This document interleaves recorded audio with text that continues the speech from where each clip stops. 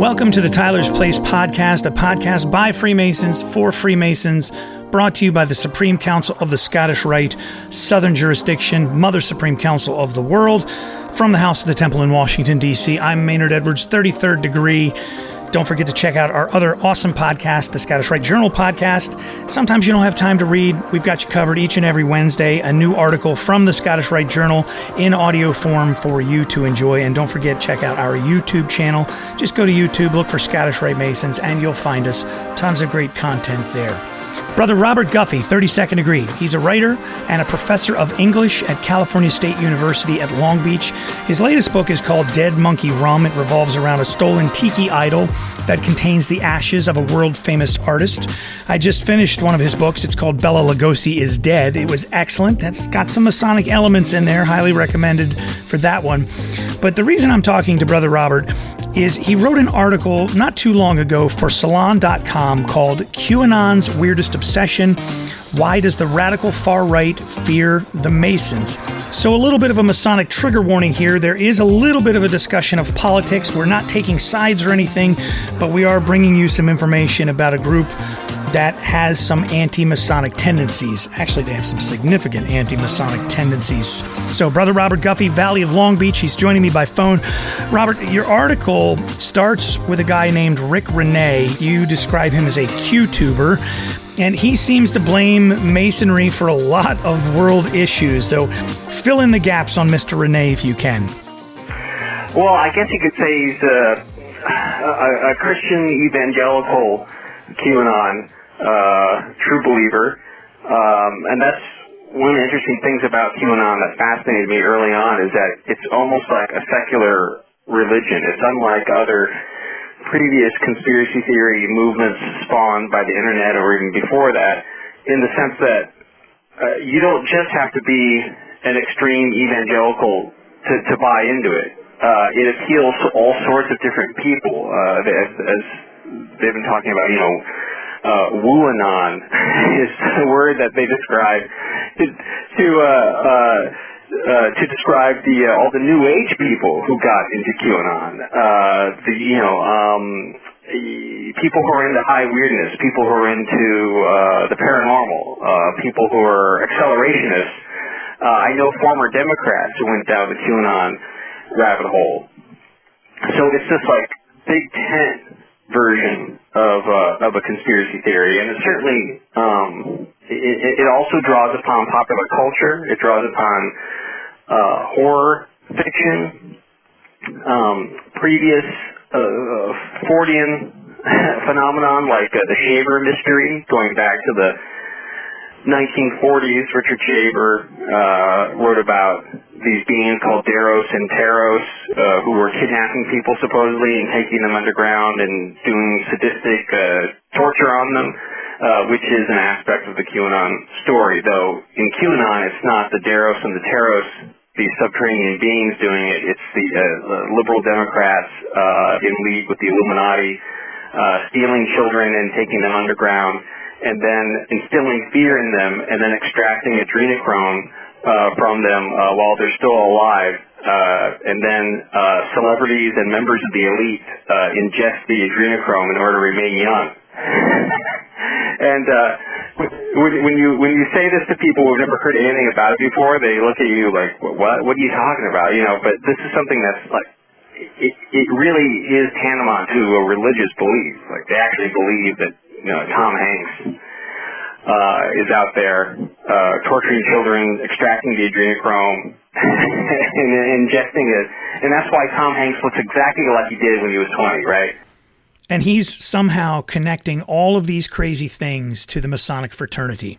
Right. That's not my interpretation. That's what he said. One thing that always puzzles me is we see these descriptions of complicated Masonic theories about how we're taking over the world and all these different ways and these different threads that are all these different connections. But I never seem to have anybody present anything that is concrete. So do they have evidence of any of these things, or do they have something to back up anything that they're saying? Oh, they think they have evidence. and they'll say, do your own research. And the research is really just the Q posts. So Q popped up in October of 2017. By the way, October 2017 is when Donald Trump was at his lowest approval ratings. At that same time, Q appears on 4chan and starts posting. And Q is supposedly a government insider, and he begins posting all these, they're written kind of like the questions. There's no direct statements. It usually ends with a question mark. So that'll give and then he'll say, do your own research. And then people will, quote, do their own research, which means Googling what Q said. And then it'll lead you back to the Q post, or it'll lead you back to something else that Q posted elsewhere. So it's this endlessly self-referential Mobius strip of confirmation bias. And then they'll say, oh, I did my research. Now it's confirmed, because I found something else on the internet that told me that what Q said was accurate. I saw one segment, one news channel actually went to some event, and there were all these QAnon people there, and they were protesting. I think it was Tom Hanks. They were like outside his hotel room and holding up signs, and one guy had this massive map, like one of those crime maps that you see on the wall with the red thread tying in all the various elements together, and you see Tom Hanks' faces in the middle of it, and then with all these red threads going up to adrenochrome and Pizzagate and et cetera. And the news reporter says, well, I don't understand, what are you protesting? And the guy's like, I'm protesting Tom Hanks and the liberal elites who are torturing all these kids for the adrenochrome. And the newscaster says, how, can you prove this? And then the guy goes, can you prove it's not happening? Which is like classic Logic 101, logical fallacy. You can't prove a negative. But for him, that was sufficient. But the Rick Renee character is interesting because I decided to focus in on him in my latest nonfiction book, which is called Operation Mindfuck, QAnon, and the Cult of Donald Trump. In there, I decided to focus on Rick Renee as a kind of symbol, a microcosm of the entire QAnon movement, because it would be impossible to monitor every single Q-tuber out there. That's what they call themselves, Q-tubers. It would be impossible to monitor every single one of them. So I thought, okay, I'll focus in on this one, because he really is kind of represents all of them. And they echo each other in this weird echo chamber phenomenon, as if they're all being indoctrinated in the same room, but they're not in the same room. They're all over the planet, sitting there on the internet. Rick Renee, when you sign up for his newsletter, he sends out this generic boilerplate email that describes his superhero origin story, where he talks about how, a few years ago I was just a normal Christian guy. I would go to church on Sundays. I'd play baseball with my kids. I'd read the Bible.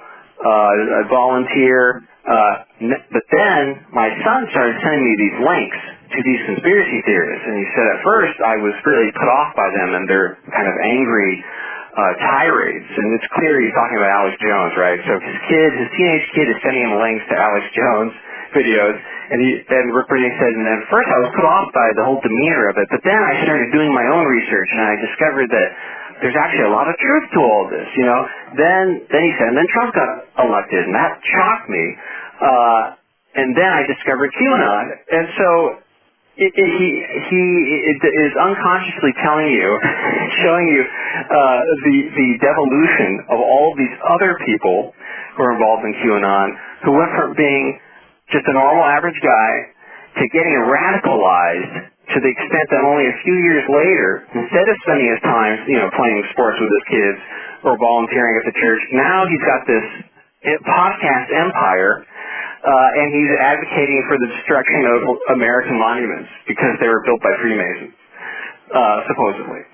And so and the anti-Masonic thing is woven into QAnon, because, as I said, QAnon draws upon all these previous pop culture, horror movies, other conspiracy theories going back 100 years or more, going all the way back to like the late 1800s, and Leo Taxil, who was a French writer who wrote a book called The Mysteries of Freemasonry, right?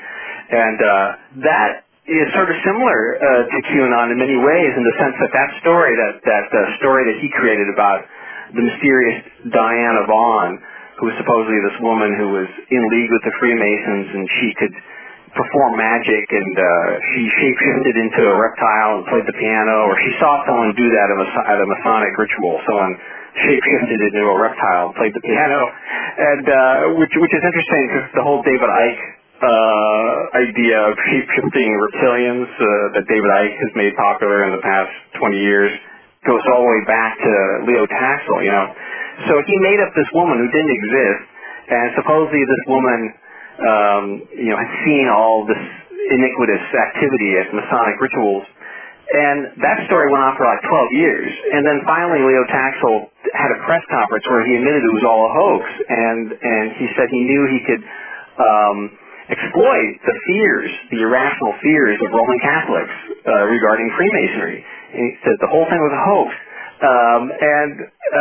But soon after that, all the true believers, they just wove in his confession into the story. They made him say that. Hearing these really outlandish theories and suppositions, it can almost seem silly, and there's this tendency among I know I do, and I know a lot of other people, just kind of laugh it off. But this is actually very concerning, because these guys really do believe what they are saying. They're not doing this just for attention or as a goof. They legitimately think this is what's going on. Oh, it's very serious. I mean, that was one of the main. That's one of the main reasons I wrote the Salon article, was to show that there is this increase in anti-Masonic violence, really since the appearance of QAnon in 2017. And to be clear, QAnon is basically the 21st century version of CREEP, the Committee to Re-elect the President, that E. Howard Hunt and G. Gordon Liddy was running out of the Nixon basement. I mean, it really is. It's the propaganda arm of the re-elect Trump campaign, and it's important to be clear about that. That's where this is coming from, and you see it in the style of the violence that has occurred against Freemasons since the appearance of QAnon. I think an emblematic example of that is on New Year's Eve of 2021. Someone tried to burn down the Grand Lodge of Ireland, and there was all this anti-vaccination graffiti spray painted on the sidewalk outside the building. And according to the Irish Times, they said the graffiti is understood to be a reference to mRNA, the technology used in some COVID-19 vaccines. The Grand Lodge of Freemasons of Ireland Grand Secretary Philip Daly described the attack as very serious and completely out of the blue. However, he said there had been previous demonstrations outside the hall and other Masonic halls in Ireland by anti-vaccination campaigners. Quote, the view is that we created the virus, and we are part of the New World Order, and we have to be stopped, unquote. And this is, that's just directly from QAnon. There's a whole movement called Reawaken America, which is definitely QAnon adjacent, run by this guy named Clay Clark, who's a very successful businessman, and also General Michael Flynn. And they're going around the country doing all these pro-Trump rallies at usually at churches all around the country. And Clay Clark, who is an influential person, he's not just like some guy with a megaphone on a bench in Venice Beach. He goes around saying that the COVID-19 vaccine has DNA from Jeffrey Epstein in it, and that Bill Gates created the vaccine and put in Jeffrey Epstein's DNA to create a new race of human beings. So that if you inject the COVID-19 in you have a piece of Epstein inside of you. And he actually says this with a straight face, saying, and I have the evidence to prove it. See, what's interesting to me, Robert, is that this group is the far right group. But, and I manage the YouTube channel, the Scottish Rite YouTube channel, I will get a comment on a YouTube video that just says, "Oh, you Masons are nothing but puppets of the far right." So, this far right group thinks we're part of the far left, and then the left-leaning folks will say, "Oh, you guys are puppets of the far right." And then again, 2 comments down, somebody will say, "We're part of the far left New World Order." So it's this back and forth with both sides deciding that Masonry is somehow an evil puppet of the other side. Well, that's a good example, because the Georgia Guidestones were blown up on July 6th of 2022. And for those of you who don't know, the Georgia Guidestones they're called America's Stonehenge. It's a mysterious monument that was built in the late 70s, early 80s. It has all this weird text, imprinted on these kind of Stonehenge-like slabs. And it's in Georgia, and it was a major tourist attraction. But then the Republican QAnon candidate Candace Taylor, who she likes driving around in the South in a red, white, and blue bus with the words "Jesus, guns, and babies" imprinted on it. She said that the Guidestones were satanic and that they needed to be destroyed. And then soon after that, they were in fact blown up, and they have not caught the people who blew up the Guidestones. Now, the Guidestones have nothing to do with Freemasonry. Freemasons didn't build the Guidestones. In fact, every indication is that it was this white supremacist doctor who built the Georgia Guidestones, who was had more of a Christian bent. This guy named Dr. Herb Kirsten. There's a great documentary called Dark Clouds Over Elberton, which goes into this. So ironically, the people who blew it up, and of course they haven't found the people who blew it up, but I can kind of deduce the type of person who blew it up. The type of person who blew it up is probably the same type of person who built them in the first place, but they wouldn't have known that. They think that it's a monument to the New World Order / Illuminati / Freemasonic conspiracy. But, so how does Freemasonry get connected to it? It's in the same way that Leo Taxel just made up stuff about Baphomet and all this other stuff. It's Freemasonry is very much kind of like a Rorschach blot, and whatever your fears are will be imprinted on it. So if you're like left leaning, then you'll think that Freemasons are actually a secret group of elitists like Nazis or something. But if you're right leaning, then you think the Freemasons are a bunch of like Satan worshipping liberals who are trying to take over the world. There is a real rise in anti-Masonic sentiment right now. And, if it was just sentiment, if it was just people believing crazy things about Freemasonry or crazy conspiracy theories, that would be one thing. But we're actually seeing people act on this nonsense, because in the last 6 months alone, we've seen several Masonic lodges all over the country have been burned down. Arson attacked the Scottish Rite in Texas. A Mason in Texas was gunned down in front of his lodge right after an installation ceremony. The Scottish Rite in Greece was firebombed a year ago or so. In Canada, there was several lodges that were set on fire. There's vandalism at lodges. So it's not just sentiment. People are actually acting on these things. How can we as Masons combat this without traveling too far into crazy town? Obviously, spreading accurate information is a good way to start, which is why I wrote this article. But also just even being aware that this disinformation exists, because I know a lot of Freemasons who are much older than me, and maybe they're not internet savvy so much, and they're not even aware of these conspiracy theories. I remember, 20 years ago, I was at a lodge in Torrance, and I was talking to this guy who's a Freemason, and he said, "Yeah, we're doing this campaign over the weekend. We worked out this, program with the local police, and then we go into the classrooms and fingerprint the kids so that if they get kidnapped, we'll have their fingerprints on file." And I go, "That's good you're doing that." I go, "You know what that looks like though, right?"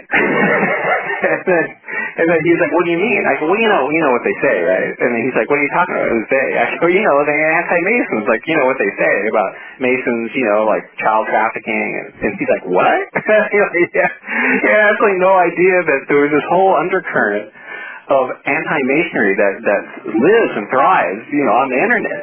Whereas before the internet, it was like flyers on telephone poles, or pamphlets like Jack T. Chick, the Curse of Baphomet, Jack T. Chick, the Christian evangelical cartoonist based out here in Southern California, who would make all these, I have a huge collection of the Jack T. Chick pamphlets, by the way, all these wonderfully crazed comic book pamphlets that would decry the horrors of anything that is not Christianity. So there's like one pamphlet about the horrors of celebrating Halloween, and another one about the horrors of being a Mormon, and then another one about the horrors of Freemasonry, and it's called The Curse of Baphomet, and it just quotes directly from, the Taxel. But that little comic book pamphlet has probably been seen by more eyes than Leo Taxel's original source material was ever seen by anybody. People, I had a friend who was a Freemason who was out camping near this lake, and there was a group of Southern Baptists there having, I don't know, a picnic or something. And when he came back, they had left the Curse of Baphomet Jack T. Chick pamphlet in his windshield, to educate him, because they had seen his Masonic bumper sticker. And as I mentioned in the article, this accusation of Freemasons being involved in child trafficking and child molestation. Meanwhile, you have all these documented cases of Southern Baptists and Catholic Church, the Catholic Church actually actively hiding pedophiles and putting them in parishes in Mexico to prevent them from being arrested. So one way, it's kind of like this misdirected anger. It's that projection again. It's like, wait a minute, how many documented cases are there of the Illuminati / Freemasons being involved in child trafficking? And then look, how many documented cases are of the Catholic Church being involved in that? See, the thing that bugs me too is that it's not the actual crazy people that bother me so much. I mean, yeah, I know that now we've got a little danger element involved, but the thing that bugs me the most are the normal, everyday people and guys who might otherwise be interested in Freemasonry who start to believe some of those crazy things out there about Freemasonry, the things that just are not true at all. You'll have people will come up to you and they'll say, "Oh, they know that I'm a 32nd degree Scottish Rite Mason." So then they will tell me what happens when you become a 32nd degree Scottish Rite Mason, and then I'll say, "But that's not what happens." "Oh, but you don't know." Why do they know? But I don't know. Well, because they read it somewhere. They read it on the internet. They read a weird pamphlet, so they know. There's a great graphic novel by Will Eisner called The Plot, which is the history of the protocols of the Elders of Zion, and it's very useful to read that because, as I mentioned in the article, there is this intersection between anti-Semitism and anti-Freemasonry. Often they are intertwined because people like Michael Hoffman, who wrote a book called Secret Societies and Psychological Warfare, Michael Hoffman, he thinks the Freemasons are, the puppets of the Jews, or maybe the other way around. I think it's important to be aware, if you are a Freemason, I think it's important to be aware, first of all, that these accusations, not only do they exist, but that they're growing. And I mentioned in the article about during the Holocaust that Freemasons, of course, were a target of the Nazis because they were perceived to be in league with the Jewish conspiracy. But I do know some Freemasons who they're not really interested in engaging or even being aware of the conspiracy theories because they know it's ridiculous and why waste your time. But at one point I was asked by the Blue Lodge in Torrance to write an article, like a top 20 recommended list of books to Masons coming in because they knew I was very knowledgeable about all the literature. And so I wrote this top 20 list, and I included on the list three or four prominent anti-Masonic books, like The Brotherhood by Stephen Knight or Jack Ripper, The Final Solution, because they're so influential in terms of how people perceive Freemasonry. And the guy calls me on the phone. He goes, "Why did you include these anti-Masonic books?" I go, "Well, because anti-Masonry is a part of Freemasonry." It's like yin-yang. You can't separate the two.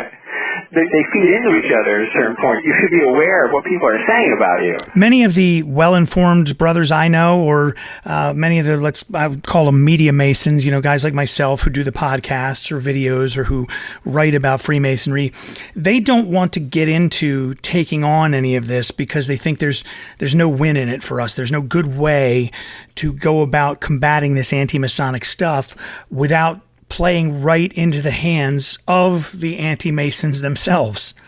Yes, and I understand that how it could be perceived as a waste of time until the fire's at your door and someone's setting fire to your lodge.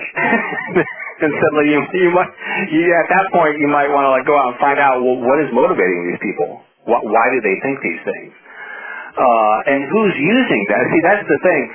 The reason the book, the nonfiction book that I published last year, is called Operation Mindfuck, is because that was the phrase that was used by Robert Anton Wilson and the Discordians, Kerry Thornley. They created an organization called the Discordians, and they had seen how the John Birch Society, based out here in Orange County, they had revived all these old conspiracy theories going back 100 years in the 50s and the early 60s, and the John Birch Society started spreading theories about the Illuminati being involved with the communists, and the Freemasons are actually Masonic lodges or covers for the communist conspiracy theory, the communist conspiracy to take over America. And they would accuse all these prominent left-wingers of being communist Freemasons involved with the Illuminati. So in the late 60s, early 70s, Robert Anton Wilson and his friends decided to launch what they call Operation Mindfuck, where they just decided to do the same thing but in the opposite direction. So then Robert Anton Wilson was the letters editor at Playboy. So he used his position there. He would publish letters from his friends or using pseudonyms, accusing like Henry Kissinger of being part of the Illuminati, or accusing Richard Nixon of the Freemasons, and he's actually involved with and so they took all the John Birch disinformation and then tried to flip it and started attacking the right wing with the same conspiracy theories. And however, the main difference between that and QAnon is that Robert Anton Wilson and his friends actually had a sense of humor. They would actually publish letters accusing themselves of being in the Illuminati. They would publish a letter saying, "Robert Anton Wilson, the letters editor, Playboy, is a member of the Illuminati." So there was a kind of puckish sense about it. And then you see when QAnon comes along in October 2017, you realize somebody decided, we're going to take that and flip it again. So we're going to take the Operation Mindfuck idea that Robert Anton Wilson first wrote about in his Illuminatus trilogy and in his book Cosmic Trigger in the 70s. We're going to flip it again, and we're going to revive all these old conspiracy theories going back to Leo Taxel, and we're going to just throw in everything. Adrenochrome, we'll pluck that from Fear and Loathing in Las Vegas by Hunter S. Thompson. We'll take the underground tunnels from Richard Shaver. We'll mix it with the protocols of the Elders of Zion, and we'll create a whole new mythos. And I use the term mythos on purpose to mirror the Cthulhu mythos by H.P. Lovecraft, because there's a lot of Lovecraftian elements in QAnon as well. And you weave it all together to basically create this re-elect Donald Trump campaign. And unfortunately, I have friends who are Freemasons who are very much pro-Trump, but it's more of a reflexive thing. Like they see that left-wingers hate Trump, so they decide to support Trump because it's more of a kind of a knee-jerk reaction as opposed to actually thinking through something. And they're not aware. They're not aware of 4chan. They're not aware of 8kun. These websites that have fostered all this very virulent anti-Masonic rhetoric, which it seems clear to me is the direct source of this rise in violence against Masonic lodges. And, you know, Robert, the whole thing is fascinating as it is terrifying as a Freemason. So thank you for covering it the way that you have. I do have to ask, I ask everybody on the show, what brought you, Robert Guffey, professor, to the Masonic fraternity? What made you knock on that door? Wow, okay, that's a complicated story. I'll try to give you the short version.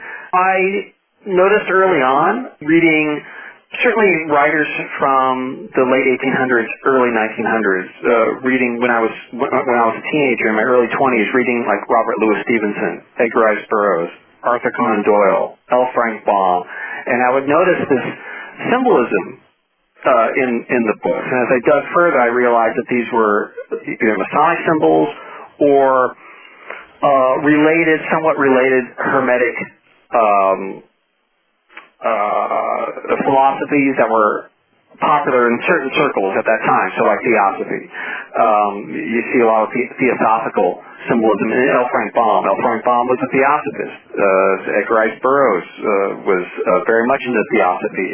Sir Arthur Conan Doyle, who we think of as the symbol of rationality because he created Sherlock Holmes, he was huge into theosophy and into Freemasonry.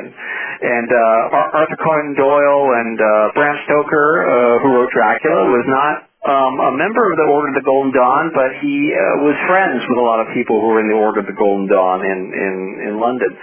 And so you see all this sort of esoteric symbolism, Hermetic symbolism, woven into the literature of the time period. And so one day in the late 90s, I grew up in Torrance, California. And in downtown Torrance, there was a little health food store that was owned by this little old Japanese woman and her husband. And her name was Mitzi. And this would have been like early 1999. By this point, her husband had died, and I walked into the health food store looking for something. I don't know what it was.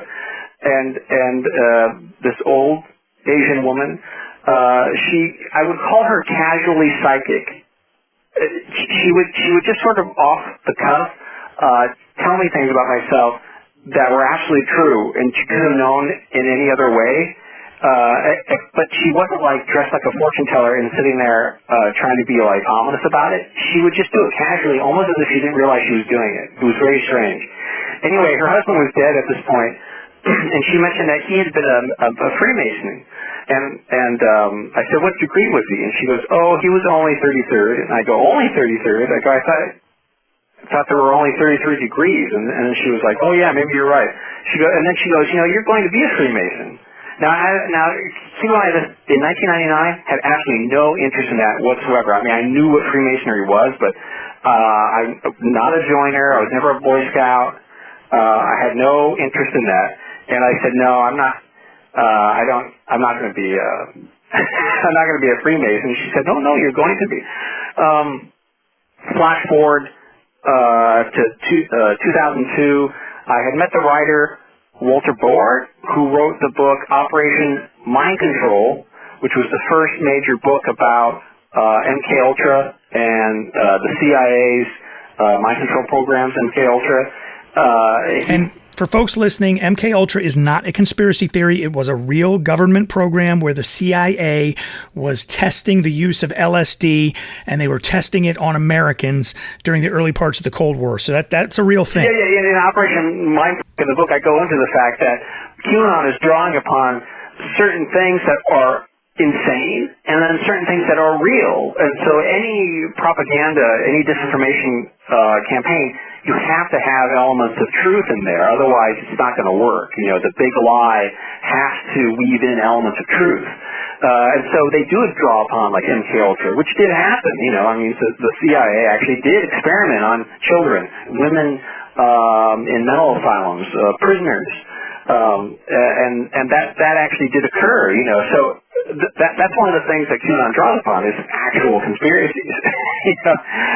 And so Walter wrote the book Operation Mind Control, and he also founded the East Village Other, which was one of the major counterculture magazines of the 1960s based in New York.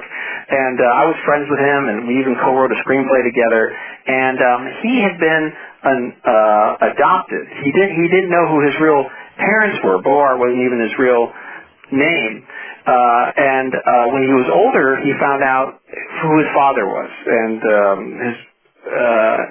when he found out who his real father was, who by that point had passed on, his mother, his real mother, gave him a box of all this Masonic paraphernalia.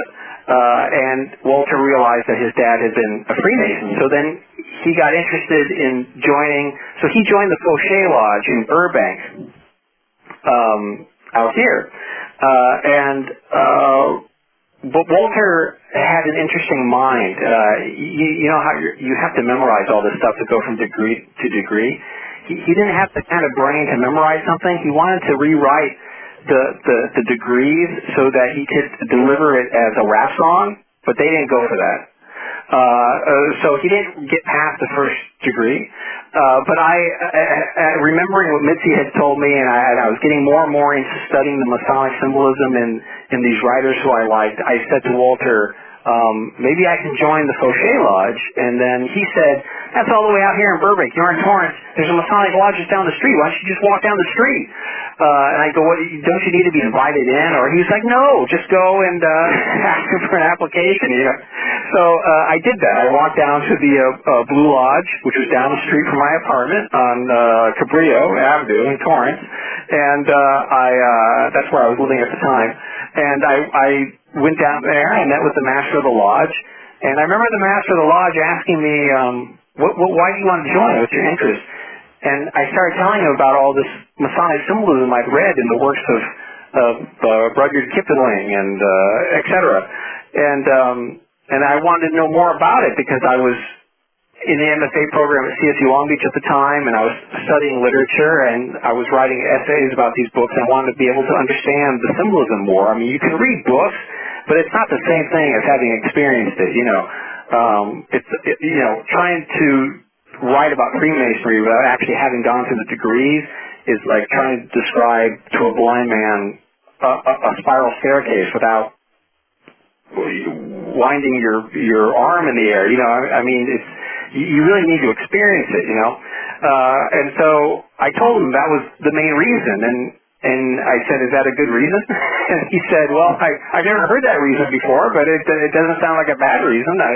Sure. So that's how, to make a long story very, very short, that is how I ended up in Freemasonry. And then very soon after that, I went on all the way up to the 32nd degree in the Scottish Rite in Long Beach.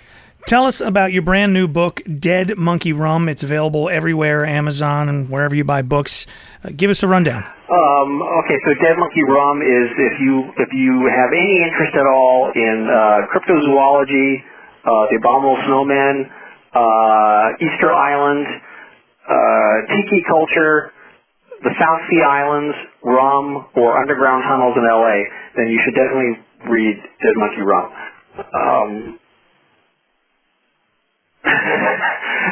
It is, I think you could call it an absurdist, satirical, contemporary story. It's well contemporary. It's taking place in the summer of 2012.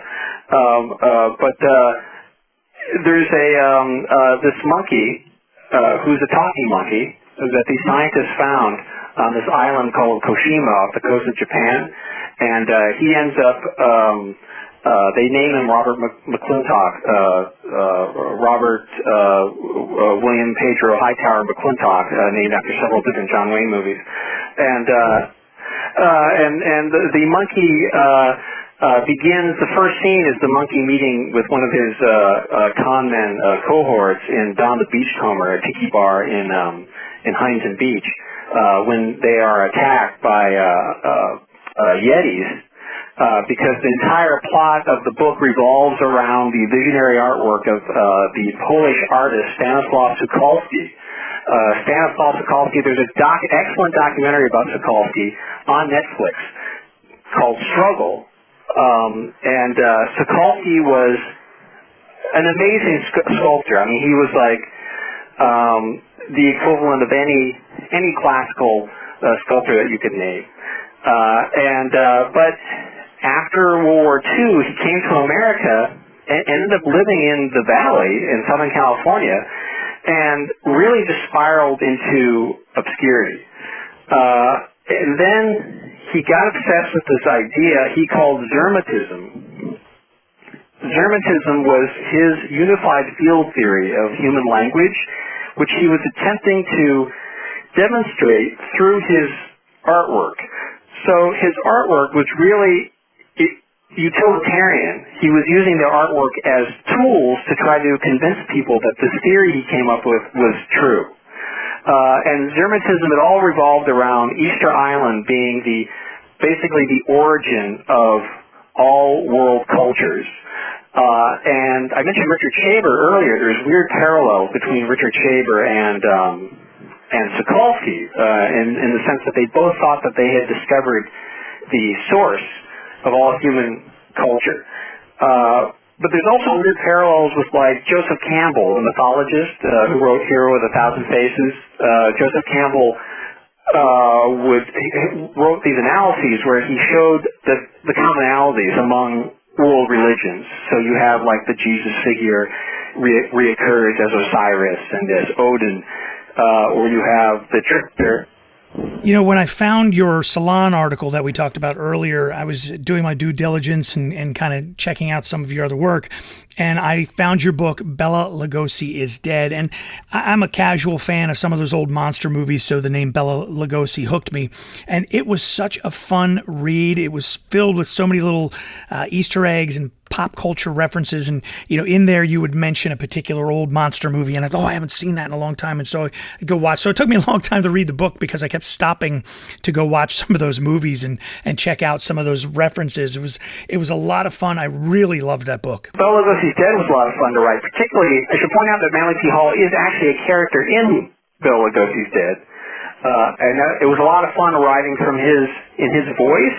Because I never met him, but I've heard a lot of lectures from him, and also I interviewed Stephen Heller, Bishop Stephen Heller, the bishop of the Gnostic Church in L.A., and I interviewed Heller, and I've talked to him a lot, and I've heard a lot of his lectures, and I didn't know exactly how to approach writing Manley Hall because I never met him, but when I suddenly hit upon the idea I realized that Stephen Heller had picked up a lot of Hall mannerisms, and in fact, I've been to the PRS, the Philosophical Research Society, which is this alabaster temple that was founded by Manley P. Hall back in the 20s. I've been there, and in the same room where Manley P. Hall did his lectures, and Stephen Heller will sit in the same chair that Manley P. Hall sat in and deliver these 3-hour-long lectures about some weird esoteric theory, never looking at his notes. And I realized that Heller had kind of absorbed some of Hall's mannerisms. So what I did was I just decided to imagine Manley P. Hall as talking like Heller. And when I did that, I kind of locked onto him as a real, living presence. And so the character kind of came to life after that. So that was a fun scene to write. When you sit down to write, is researching and getting all of those things together, is that the hard part of the job? You kind of realize that what's most fun is when you realize that you've been researching something for 20 years without realizing it. Like, you were just into it, it was just something that was fun, and then suddenly you come up with this idea that is able to incorporate all that stuff, so you've actually done all the hard work already without realizing it. So that goes back to the old adage of write what you know. And Octavia Butler, the science fiction writer, she said, she goes, don't write about what you know, write about what you're interested in and find out about it. So, it can go either way. But it was fun. Bela Lugosi's Dead is kind of like a love song to both the Universal horror films of the 30s and 40s, but also there's another storyline happening in the 1980s. And I know this guy named Mike Kaufner, who created a magazine called Cult Movies Magazine in the 1980s. And it was kind of part of that DIY zine culture of the 80s where you had people just, making magazines about whatever interested them. And magazines about old movies. And Kaufner, I've actually met him, and he actually spoke to Manley P. Hall. He went to a Manley P. Hall lecture in the late 80s with a photograph of Bela Lugosi, and Bela Lugosi and Manley P. Hall in the photograph together that was taken on the set of a film called Black Friday that was filmed in 1940. And there was this publicity stunt they did where Manley P. Hall supposedly hypnotized Bela Lugosi on set to get him to think that he was suffocating in a closet so that his performance would be more realistic. There's different theories as to whether he actually did hypnotize him or not, but Manley Hall told Mike Hoffner that Lugosi's main concern was he was afraid that Manley Hall would hypnotize him into not wanting to smoke cigars anymore, so he told him not to do that. But Hoffner actually met Manley Hall and showed him this photograph of him and Lugosi, and Manley Hall looked at the photograph and saw Lugosi, and he was like, "Oh, my old friend, Bela." And it took him a few seconds to notice that he was also in the photograph. But Koffner talked to him and wrote an article about it, so I kind of had that to draw upon as well, and I talked to Koffner about meeting Manley Hall, and then I came up with the idea of sort of imagining him as speaking like Stephen Heller. And so the tagline for Cult Movies Magazine was "We Remember Forgotten Films." That was the banner that was on every issue. So that's why the book is dedicated to forgotten films and forgotten people. So the Cult Movies Magazine had this interesting perspective in that it would analyze obscure high art European films and also like bottom of the barrel B films, but they treated them all as if they were the same. So I kind of like that approach, and I was really fascinated by that magazine. So the magazine in the book, called Rambuna, is essentially based on Cult Movies Magazine. Brother Robert Guffey, thank you so much for all your time. Brother Robert is a 32nd degree Scottish Rite Mason in the Valley of Long Beach. He's a writer and a professor of English at California State University at Long Beach. Check out his latest book, Dead Monkey Rum, and also check out some of his other work. You can find it all on Amazon or wherever books are sold. And the Salon article that he wrote, he's written a few for Salon, in fact, but the one that we mentioned in this article, you can find it linked in the description where you're listening to this podcast. So, Brother Robert, thanks for your time and for your work on tracking some of this anti-Masonic stuff. That's going to wrap it up for this episode of the Tyler's Place podcast. From the House of the Temple in Washington, D.C., I'm Maynard Edwards, 33rd degree, and we'll catch you next time right here on the Tyler's Place.